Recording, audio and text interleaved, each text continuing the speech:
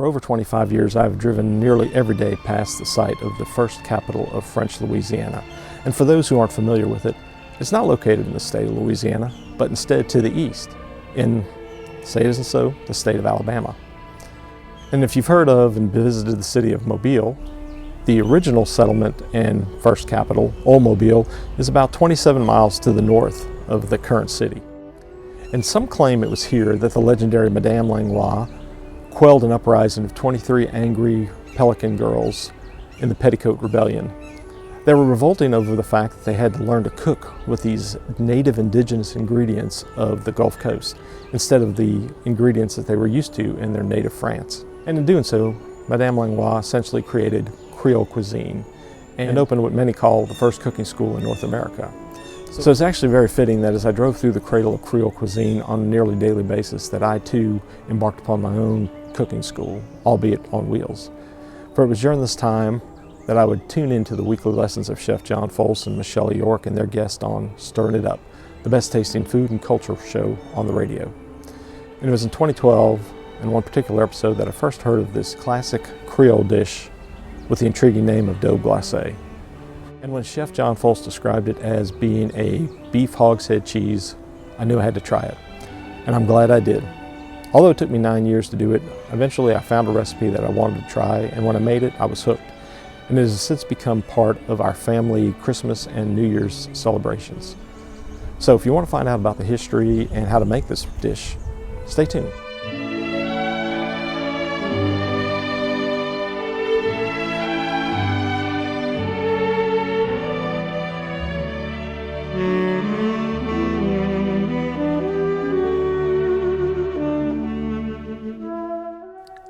According to the Dictionary of Louisiana French, daube is any of several dishes prepared from the hind quarter of an animal, such as a roast or stew. Glacé is defined as frozen or icy cold. And if you type Daube Glacé into Google Translate, you'll get the result of frozen stew. Daube is a tradition of South France, most notably exemplified in the Provence region. The Oxford Dictionary defines daube as a braised meat stew with wine and spices, usually made of beef, and it's cooked in a special red gold clay pot called a daubonnière. It's got a wide bottom and a much smaller neck. So it's not just a cut of meat, but it's a method of preparation, where the ingredients are layered inside the pot, with the beef or lamb at the bottom and vegetables and aromatics on top. It should be noted the word daube comes from adobar, meaning to arrange or accommodate. Aromatics and vegetables are things such as onions, carrots, fennel, wild thyme, garlic, cloves, cinnamon, and tomatoes, and just about any of those combinations. The wines used for moistening the layers was typically red for beef and white for lamb or veal. They would be prepared ahead of time and marinate for about 1 to 3 days for the flavors to blend. And the cooking is also long and gentle, about 3 to 4 hours, with heat from an oven, which was originally an open fire, that would gradually penetrate the heavy pot, warming the contents to a simmer. The flavors are then wed over the hours of cooking into a magnificent, fragrant, and tender finish. As daubes were a popular dish throughout France in the 18th and 19th centuries, more than likely the tradition came with the French immigrants to Louisiana. However, there also seems to have been an Italian influence, such as daubes served in red gravy. Due to Louisiana's subtropical climate and the long cooking times, daube primarily was made in the wintertime from especially tough, inexpensive cuts of beef, like chuck, shoulder, rump, or round. Daube Glacé was born out of a way to preserve the leftover meat and gravy. It would incorporate the foot bones or joints and any additional spices that would allow the meats and liquids to gel by further cooking. In his cookbook, La Bouche Creole, Creole author Leon Sognat noted that when his Memere, his grandmother, would make hogshead cheese, that it too, like Daube Glacé, would use inexpensive cuts of meat and bones, and that the bones were often given away for free by the butchers in the French market.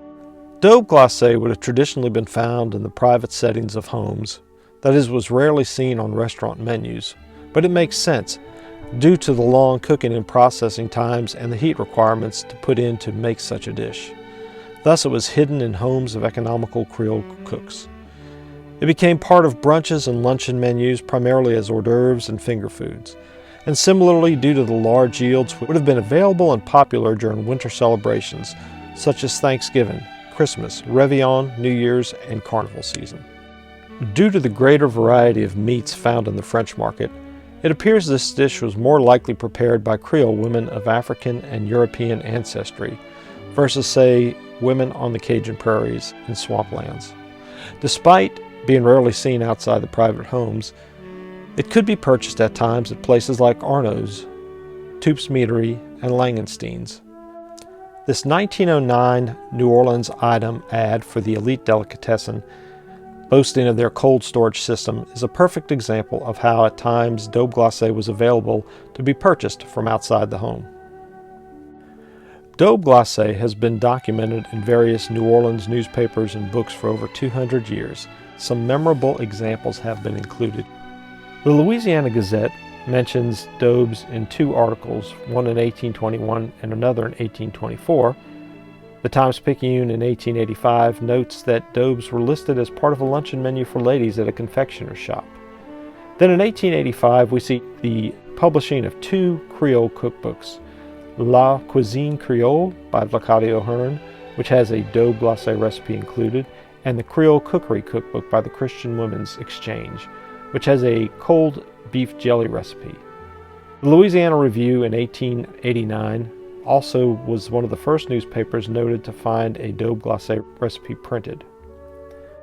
The Louisiana Review in 1890 noted Daube Glacé in an article of how ladies' buffet luncheons in the home were now more popular than that of high teas. The new century ushered in a new cookbook, the Picayune's Creole Cookbook, from the Picayune newspaper in 1901, which featured a recipe for daube froide à la Creole. The New Orleans item from 1909 that we discussed earlier had the Daube Glacé ad from Elite Delicatessen. The Times-Picayune in 1936 ushered in one of the landmark recipes for Daube Glacé, in which it was the first time powdered gelatin was used in the recipe, despite having been patented back in 1845. Finally, the States Times Advocate in Baton Rouge in 1973 published a recipe in the Library Pantry column by Mrs. Max Schechner from the First Lady's Cookbook, featuring Mrs. Zachary Taylor's Daube Glacé recipe. Here is a copy of First Lady Margaret Taylor's Daube Glacé recipe. Perhaps she served it to Old Rough and Ready at their home in Baton Rouge, which was located near the present-day state capitol. In my home library, I have some roughly 80 to 90 Cajun and Creole cookbooks.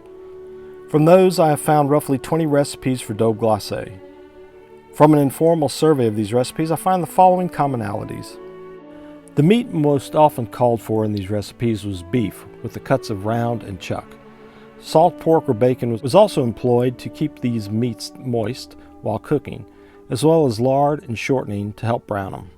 From a binder standpoint, beef stock was most commonly used, with gelatin, whether it be in the form of powdered gelatin or extracted from bones such as veal knuckles and pig's feet. The seasonings used came from things such as wines and brandies, garlic, bay leaf, thyme, carrots, onions, celery, clove, salt, black pepper, and cayenne. The recipe I used is a combination of the 1972 Junior League of New Orleans Plantation Cookbook, as well as some additional ingredients and methodology from Chef John Folse's Encyclopedia of Cajun and Creole Cuisine. The ingredients I used was 2.5 pounds of boneless beef chuck, 1.5 pounds boneless pork such as country ribs, 3 pig's feet split. Then for the vegetables I used 3 yellow onions sliced, 3 carrots sliced, half a red bell pepper sliced, 1/4 cup of garlic sliced, and a cup of celery. Additional seasonings I also used were 12 cloves, 8 sprigs of parsley, 5 bay leaves, a teaspoon of dried thyme, a teaspoon of allspice, a teaspoon of cayenne. And then for my liquids I used 3 cups of beef stock, a cup of Pinot Grigio, 2 cups water, and a half a cup of brandy. Additionally, I would use 4 tablespoons of gelatin and 1 cup of water. And then 5 tablespoons of lemon, 3 tablespoons Worcestershire sauce, 2 tablespoons of salt, 1/4 teaspoon of Tabasco sauce, 2 teaspoons of white pepper, and half a cup of chopped pimento. We'll start by trimming the excess fat from the chuck and ensuring that it, the pork, and the pig's feet are thoroughly dry. Then we'll season them all with salt, black pepper, cayenne, and granulated garlic, and then rub them down with some bacon grease. Then I will allow these to marinate overnight in the refrigerator. As you can see, I left on a little bit of the excess fat on the pork just to impart a little more flavor into the beef stock.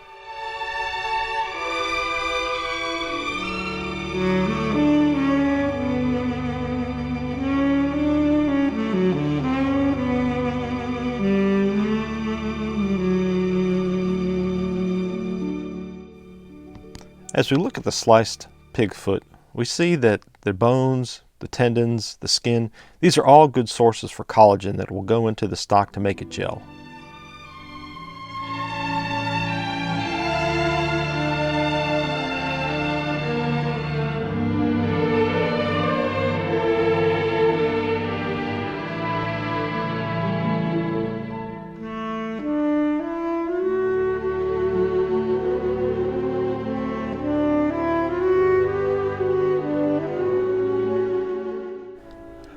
For our next step, we'll go into an 8-quart Magnolite or cast iron pot and heat the bacon grease until it's very hot so that we can sear the meat and pig's feet, ensuring that it's well browned on all sides. I was excited to use my late Mamam, my grandmother's 12-quart Magnolite pot to cook in.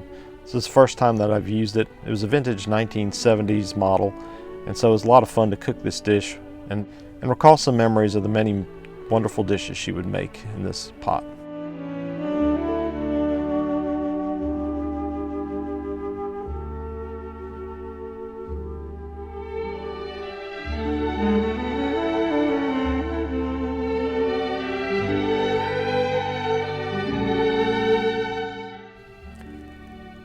After browning the feet, take them out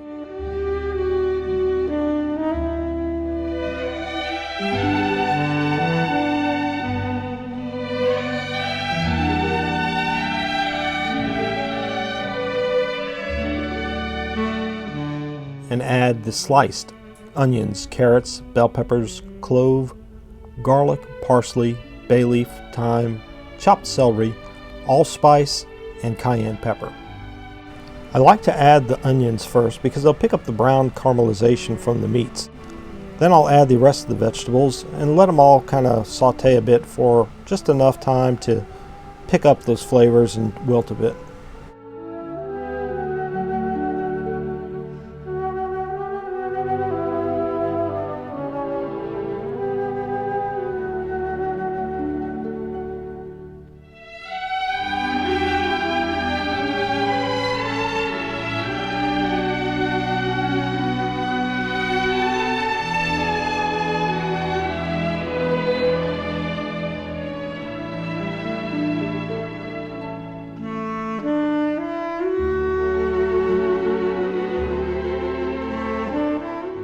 Once these vegetables have sauteed sufficiently enough, I return the meat and the pig's feet to the pot.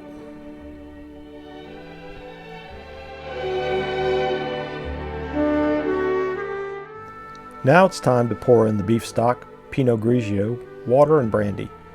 We'll cover the pot and let it all come to a simmer for approximately 3 hours.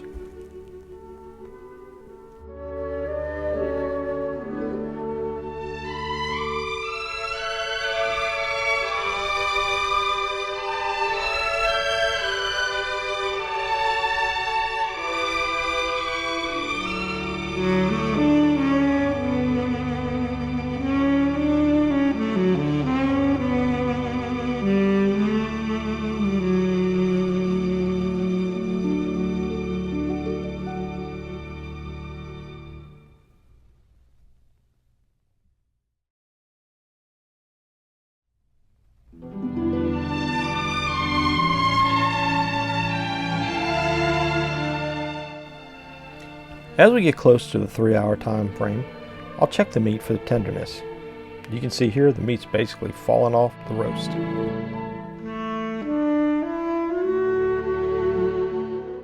Afterwards, we're going to remove the meat and allow it to cool, and then follow it up with dicing.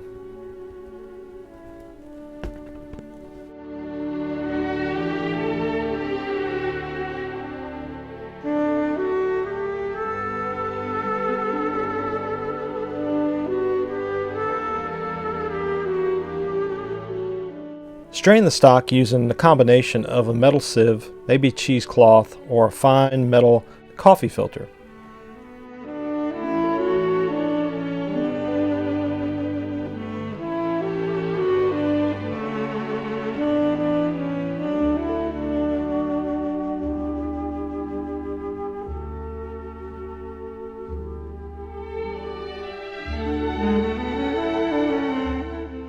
Then utilize a gravy fat separator to eliminate the excess fat and set it aside.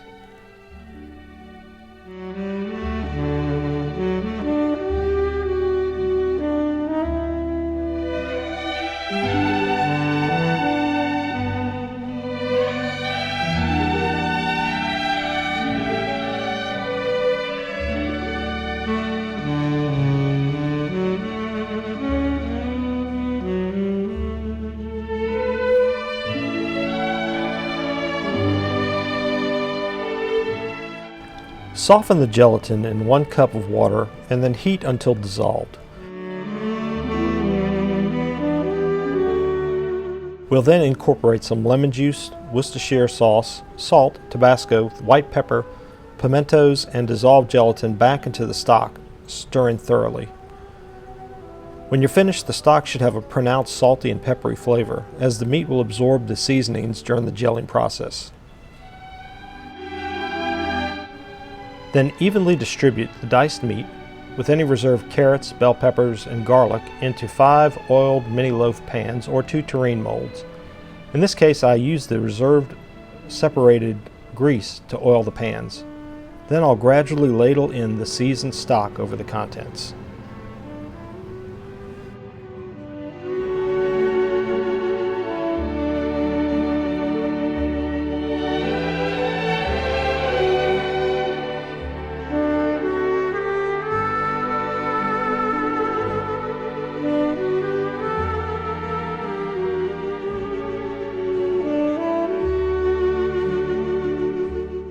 Once all the mini loaves have been filled, we'll cover the containers with plastic wrap and refrigerate for over 24 hours.